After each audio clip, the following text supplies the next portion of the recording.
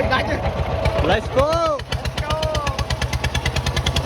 Rồi biết hốt cái lon cắt trâu à.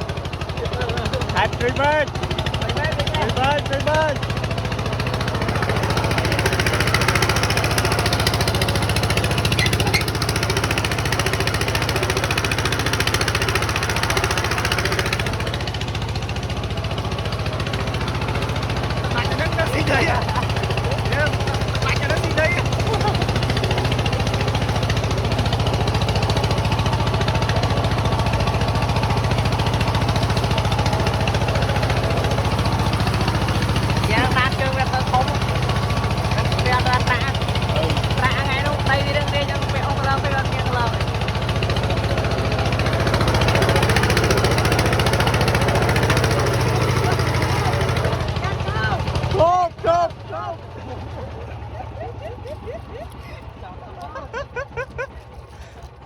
Dai.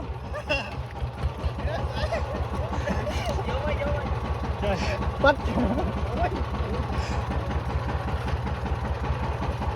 Đang ngoài thôi biết tôi tới chứ. Với biết tôi cho bạn cả lần với tôi.